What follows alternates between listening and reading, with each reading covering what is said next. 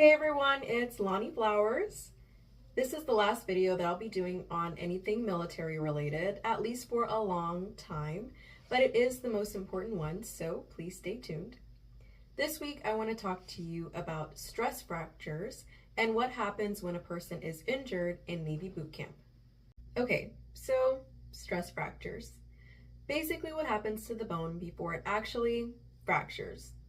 Some people believe that stress fractures aren't real, and while I'm not a medical professional, nor would I ever claim to be one, I can assure you that they are 100% real. The most common question that I get asked is, how do you even get a stress fracture?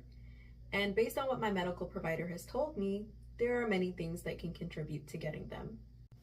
1, not doing enough running before boot camp, and then putting all of this new stress on your bones in such a short period of time.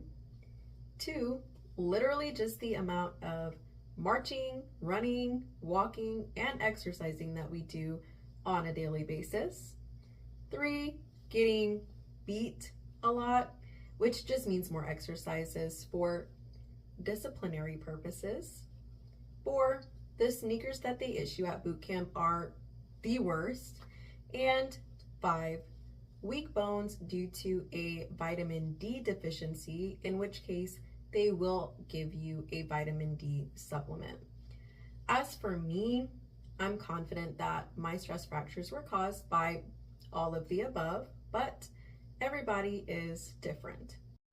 When I was first experiencing pain, it was just sore around the bottom inward part of my knee, and I was convinced that it was just my muscles aching because I could see the swelling and a little bruising, but lo and behold, it was my bones that betrayed me.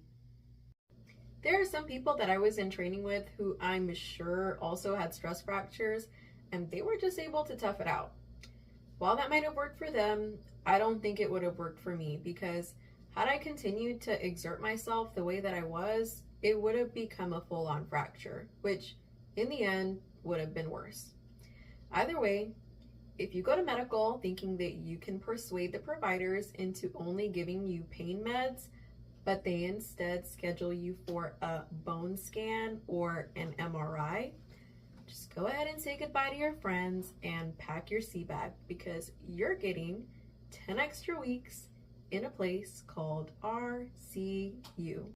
RCU stands for Recruit Convalescent Unit, and it's where you go not only if you get injured, but if you don't pass your swim or physical fitness test, you will be in RCU until you either pass or go to separations.